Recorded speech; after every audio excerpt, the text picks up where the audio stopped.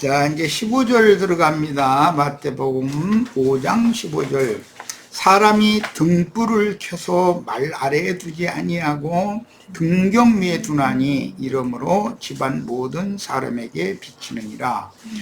산 위에 세워진 동네의 각 집안 모든 사람에게로 세상의 빛 비유를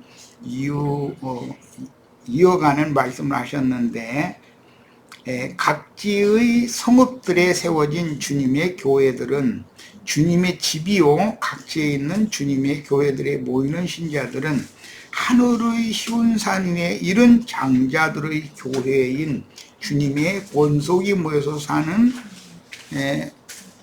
하나님 자녀들의 동네죠. 산밑 동네라고 그랬는데, 이건 이제 이 생에서는 베다니와 벳박의 마을로 상징이 됐어요. 거기가 감람산 기슭이었죠.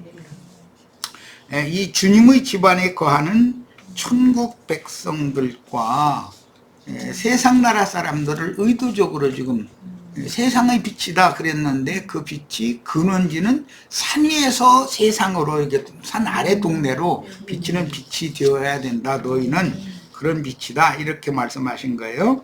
부활 승천하신 그리스도의 신령한 몸인 하늘의 장자교회는 세상과 분별된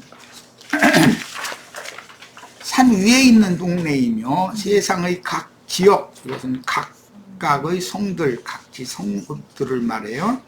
각 지역에 세워진 교회들은 현세에 지상에 세워진 주님의 집이며, 주님의 집에 거하는 성도들은 새 땅에 속한 천국 백성이니, 120명의 예루살렘 교회와 수많은 신자들인 예루살렘의 신자들이지만, 그것은 기독교의 그 모교회가 되는 것이죠. 그걸 성경에서는 하늘의 예루살렘을 아브라함의 아내 사라로 비유를 하고, 이 세상 교계를 하갈로 비유를 해요. 그러니까 그건 지금 있는 예루살렘과 같다, 이렇게 표현을 했어요.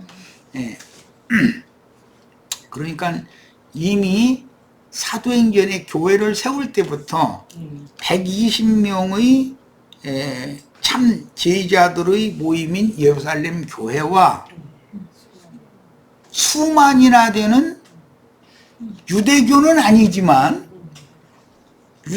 아닌데도 율법도 지키고 복음도 믿어야 된다, 이게 섞어버리는 것이죠.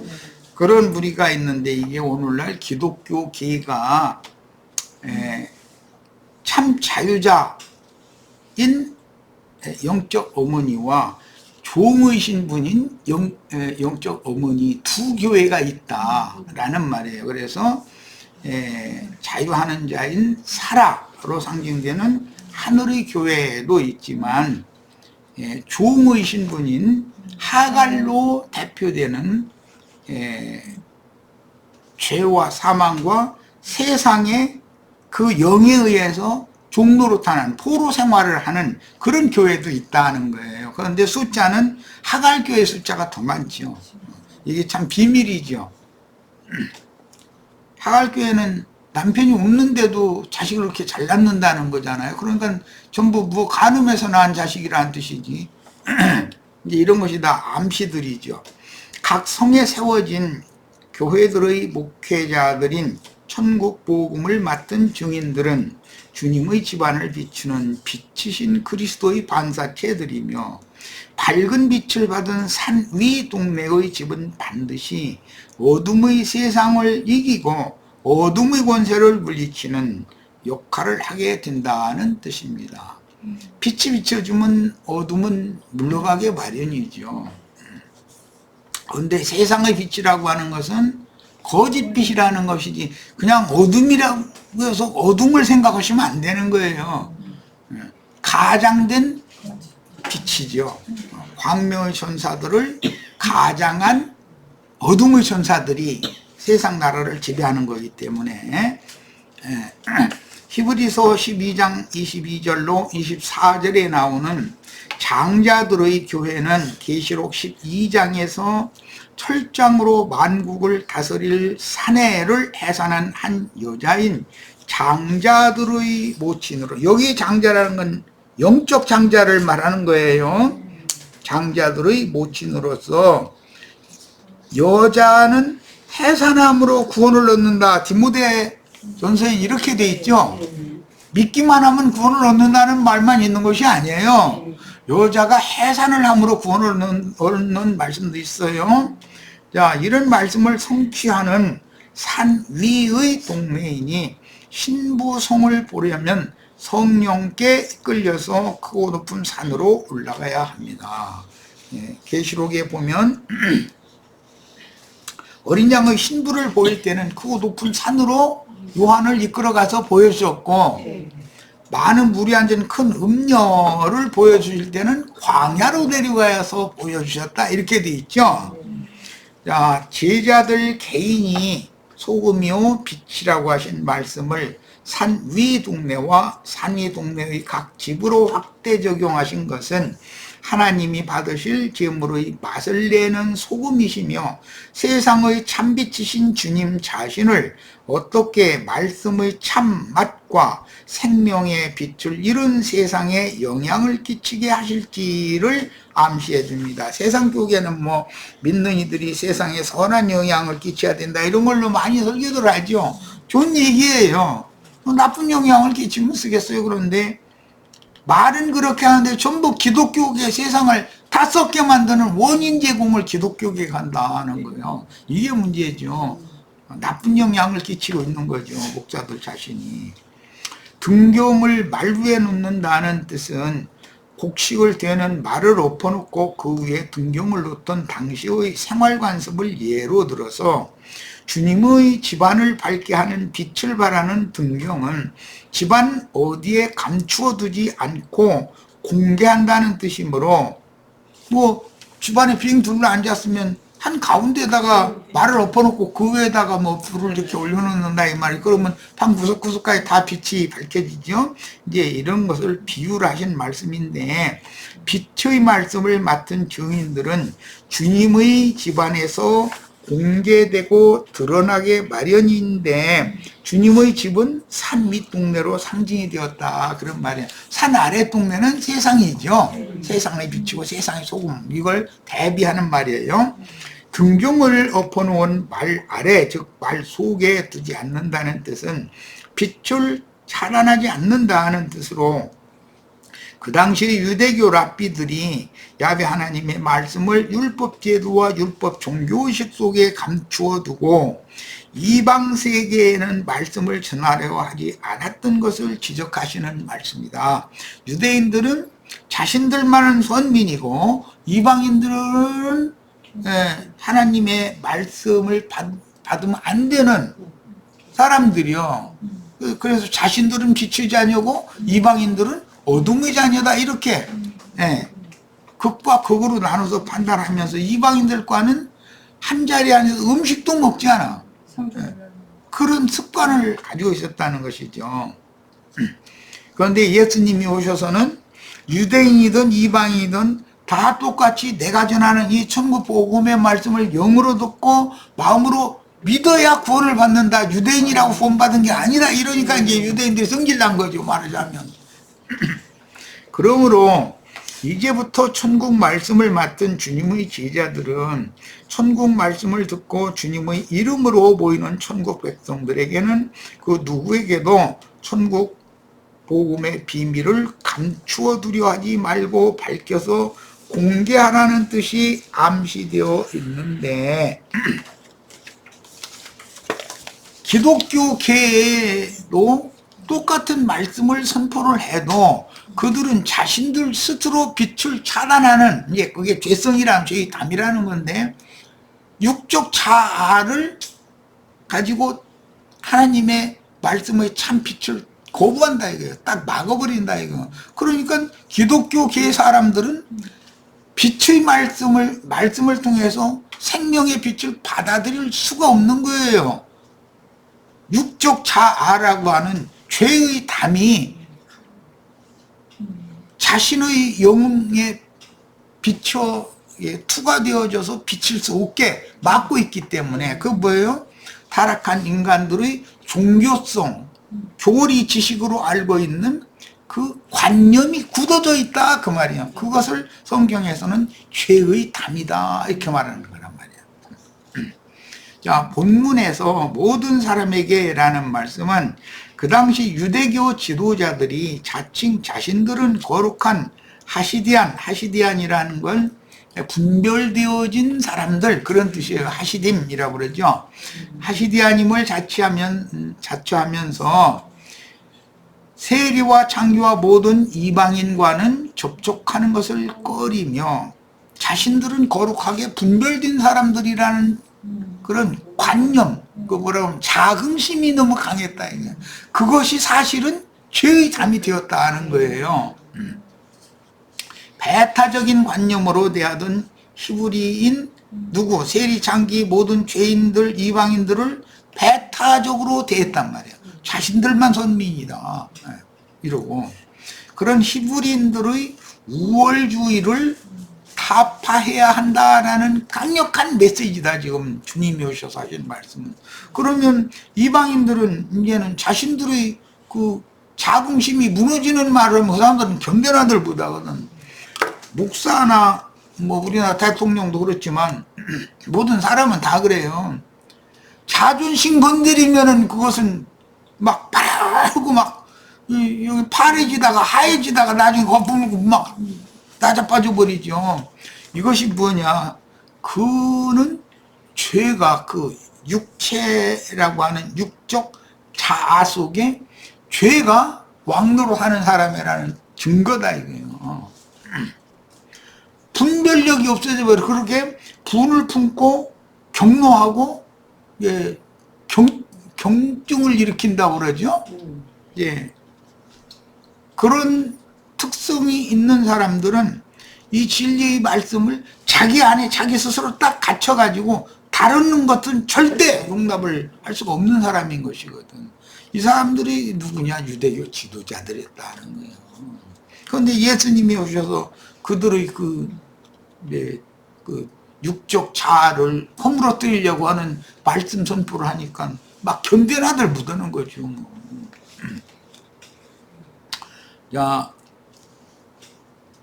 16절 이같이 너희 빛이 사람 앞에 비치게 하여 그들로 너희 착한 행실을 보고 여기 이제 이 착한 행실 때문에 성경이 말하는 착하다라는 말이 선하다라는 말이 세상 나라에서 말하는 이 힘 좋은 사람 마음이 부드러운 사람 그런 뜻이 아니다라는 거예요.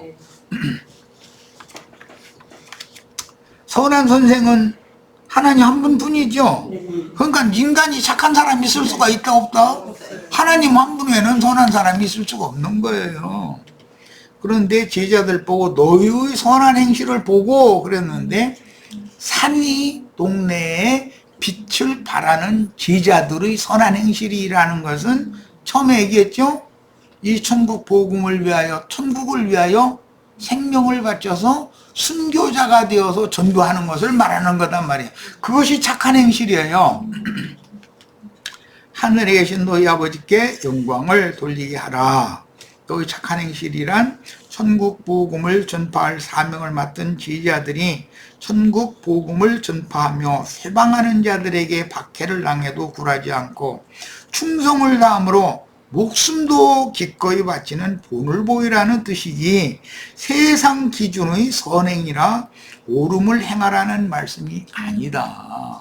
지나가는 아저씨 아주머니한테 친절하게 하고 그게 나쁘다는 게 아니에요. 그런 걸 지금 주님이 말하는 것이 아니라는 거예요. 이웃사람하고 서로 좋게 지내고 그런 것을 말하는 것이 아니에요. 지금 천국 복음이라는 것은 산이 동네의 집에 모여 그리스도의 몸을 건축함으로 천국을 세우는 지혜로운 건축자들은 세상 모든 사람들 모두가 천국 복음을 듣고 천국 백성들이 되므로 하나님께 영광을 돌릴 수 있도록 누구든지 주 예수 그리스도 이름으로 구원을 얻게 해주어야 하며 사람을 얻어서 받으심직한 산 제물로 드리는 복음의 제사장으로 세움을 받아야 된다. 너희는 이렇게 세상의 빛이 되고 세상의 소금이 되어야 된다. 이 얘기를 한 거예요, 지금. 이렇게 주님이 전파하시며 선포하신 천국의 제자들이 되어 천국을 확장하는 제사장 직무를 수행하는 것이 세상의 소금이요 세상의 빛이 되는 것임을 설명한 것이므로 주님이 전하신 천국 복음으로 전도하기 위해서 죽도록 충성하는 것이 소금과 빛의 역할이요 이것이 주님께서 제자들에게 맡긴 사명이다. 그러니까 이 세상적인 관점으로 선한 사람 되고 인심 좋은 사람 되고 그렇게 설교하는 교계의 보편적인 설교라는 건 전부 하나님 말씀을 크게 오해한 거다는 것을 알 수가 있어요. 자, 이제 산위 동네에 대해서 이제 잠깐 더 언급을 해야 될 필요가 있는데 아까 시간에 아브라함의 그 본처이며 자유자인 여자를 위에 있는 예루살렘이라고 하셨고 그의 첩이죠. 여종 신분인 첩을 여종교회, 음력교회로 이제 말씀하셨는데 제3의 교회가 있어요. 그것은 아브라함의 여자가 셋이다 그 말이죠. 하나 지금 얘기 언급되지 않은 게 누구죠? 그두라예요. 그두라는 사라가 살아있을 때는 첩이라고 돼 있죠. 사라가 죽어서 안방으로 들어가면 후처라고 그래요. 그러니까 아브라함의 자식들은 그두라를 자기 어머니가 살아있을 때는 어머니라고 하지 않지만 어머니가 죽어서 후처가 된 경우에는 당연히 어머니라고 해야 되는 것이죠. 이런 개념을 이해를 해야 되는데 이것은 계시록에 갈라디아서에 두 여자만 나오는 게 아니라 계시록에 또 두 여자가 나와요. 큰 음녀가 나오고 정결한 처녀가 나오는데 계시록에서는 하늘에 해를 입은 한 여자가 나와요. 그 하늘에 해를 입은 한 여자가 철장으로 만국을 다스릴 사내 아이를 낳는단 말이에요.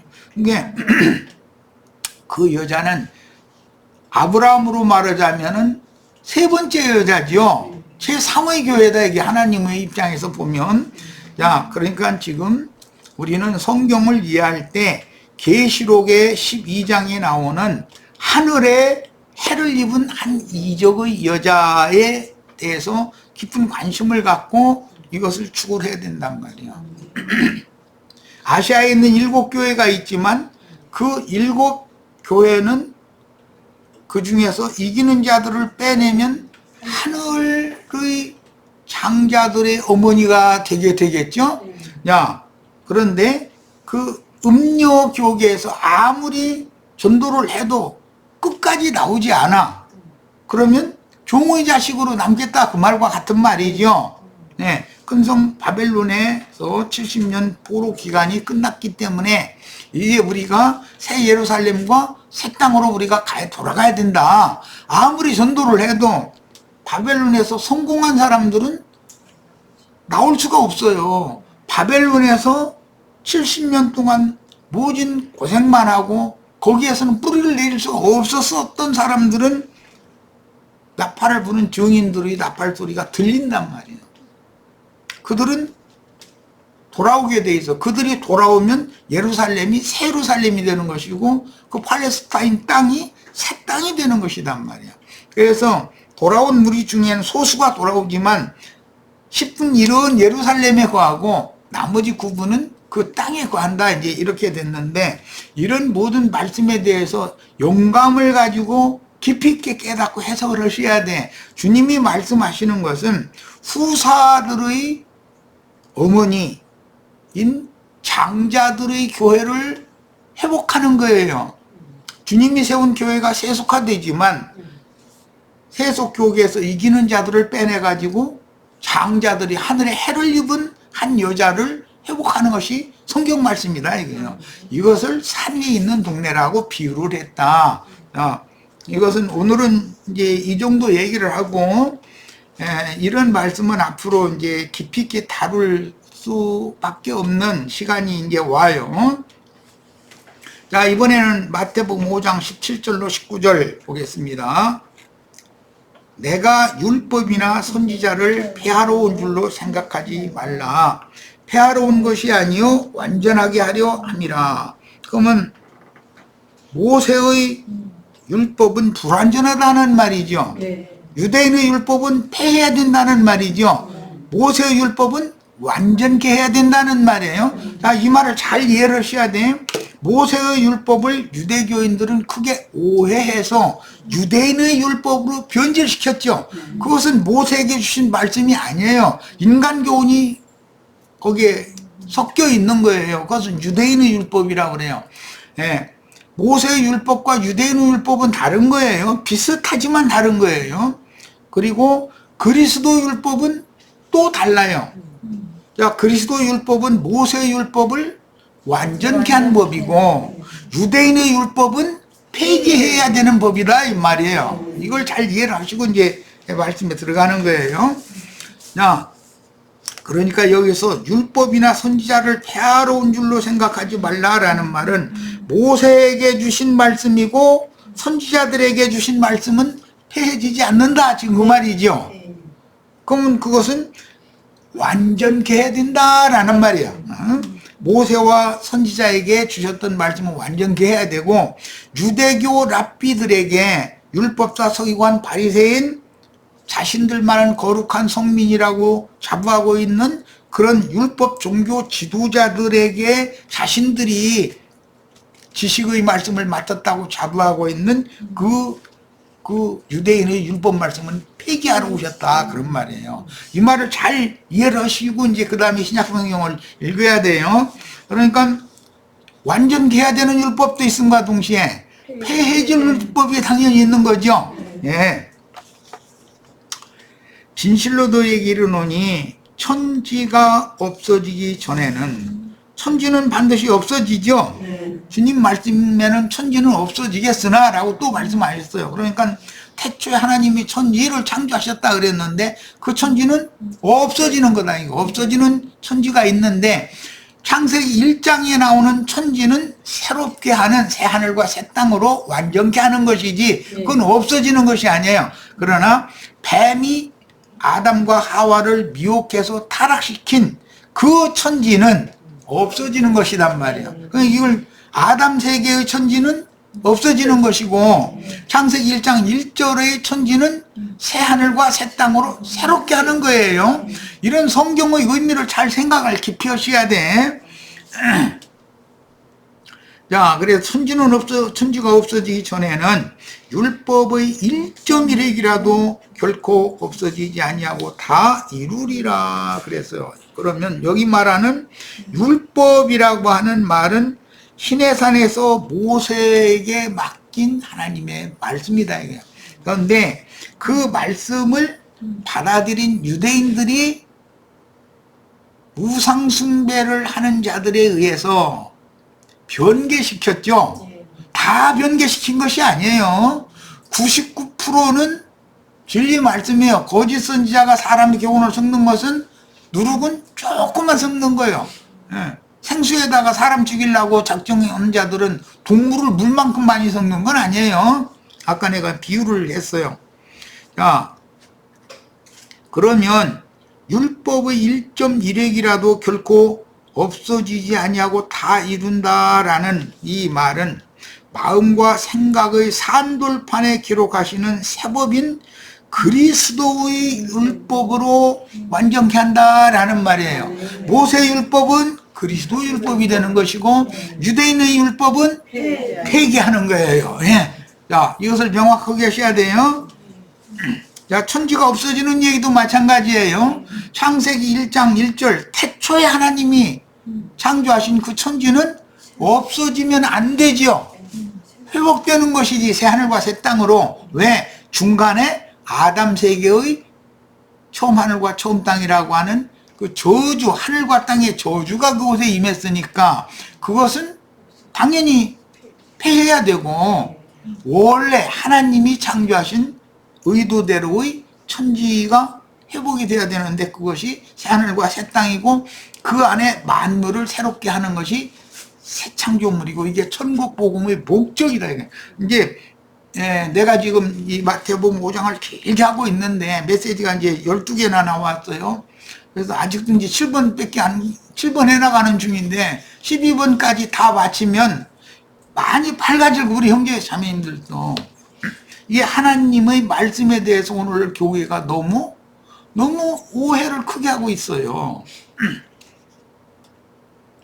하나님은 하나님 영의 말씀을 하실 것이고 인간은 육신이니까 육의 말로 들을 거란 말이에요. 그런데 하나님의 말씀은 안팎으로 기록이 돼 있기 때문에 반드시 균형을 잡아서 밖에 기록한 말씀 속에 또 기록한 말씀이 들어있다는 걸 반드시 생각을 해야 되는 거예요.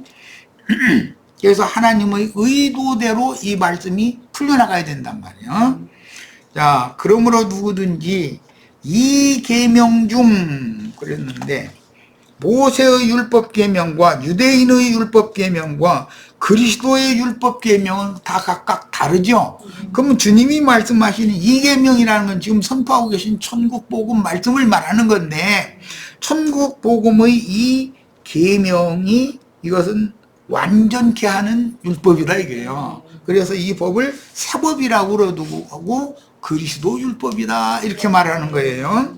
자, 이 계명 중에 지극히 작은 거 하나라도 버리고 또 그같이 사람을 가르치는 자는 여기 지극히 작은 것이라는 것은 저 뒤에 가보면 1.1획이라고 이제 이렇게 표현을 했는데 버리고 또 그같이 사람을 가르치는 자는 천국에서 지극히 작다 일컬음을 받을 것이요 누구든지 이를 행하며 가르치는 자는 천국에서 크다 일컬음을 받으리라. 여기에도 천국에도 큰 자도 있고 작은 자도 있고 차별이 당연히 있죠.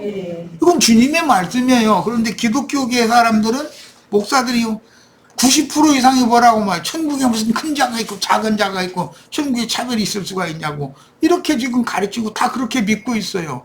그건 속고 있는 거예요. 천국에서 큰 자가 되기를 바래요 다.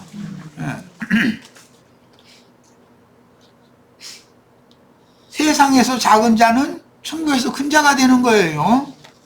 그 이제 마태복음 25장에 보면 이 작은 소자들이라고 그랬는데 그들에게 한 것이 내게 한 것과 똑같다 이렇게 표현하셨는데 그러면 세상에서는 작은 자들이지만 천국에서는 그들이 큰 자가 된다는 말이란 말이에요. 율법과 선지자를 완전케 하신 천국의 새법인 그리스도의 율법 마태복음 5장 7절로 5장에서 7장의 천국 헌법인 세계명 말씀이라고 하는 것이 그리스도의 율법을 많은 이제 그리스도 율법은 많은 항목이 있겠지만 그걸 가장 요약한 것이 마태복음 5장, 6장, 7장 이 계명이다 그 말이에요. 율법과 선지자를 완전케 한다는 말씀이 무슨 뜻인가? 천국 복음을 모든 사람에게 들려주어서 모든 사람이 구원을 얻고 진리를 아는 데 이르도록 가르쳐서 주님의 이름으로 구원을 얻은 모든 사람이 교회 생활과 오는 새 세상에서 우편장들의 장막 생활을 통해서 하나님께 영광을 돌리게 하는 것이 율법의 완성이며 선지자들의 모든 예언을 성취하여 완성하는 그 나라, 메시아의 나라, 천국 복음입니다. 이 천국 복음이 계시록에서는 힘센 천사가 요한에게 주어서 먹게 해서 다시 세상에 파송하셔서 전하게 하셨던 그 복음으로 완성될 때는 영원한 복음이라고 돼 있죠. 계시록에서는 자 메시아의 왕국 복음을 선포하시고 가르치신 모든 것들은 이 천국 복음이라고 하셨고 구속을 이룬 후에는 그 영으로 재림하신 주님이 갈릴리의 한 산에서 제자들을 모든 민족에게 파송하실 때 내가 너에게 분부한 모든 것이라고도 하셨는데 주님의 가르침들은 새언약 세계명이요 그리스도의 율법으로서 참 제자들의 이것은 마음과 생각에 기록해 주시는 새법이다. 이 세법이 기록되어져 있는 사람들의 모든 어떤 지난날의 죄도 다시는 기억하지 않겠다는 약속이 있는 계명의 법이란 말이야. 이 법은 무슨 약속이라고요? 지난날의 그 어떠한 죄도 다 용서하고 다시는 기억하시지 않는다는 약속이 있는 계명이란 말이야. 이 새 법의 말씀은. 자, 유대인의 율법 혹은 모세의 율법을 완전케 하신 새 율법이 그리스도 율법이니 메시아께서 새 영과 새 마음을 부어주셔서 새로운 피조물로 다시 창조하신 새 사람들인 제자들에게 선포하신 새 법은 메시아의 왕국을 통치하는 새 계명으로서 이 법을 생명의 성령의 법이라고 말한다. 성경에는 법에 관한 많은 말씀이 나오죠. 그런데 그 영과 신부의 말씀으로 계속해서 참 제자들의 심령과 마음에 인을 쳐주는 말씀은 생명의 성령의 법인 것이다.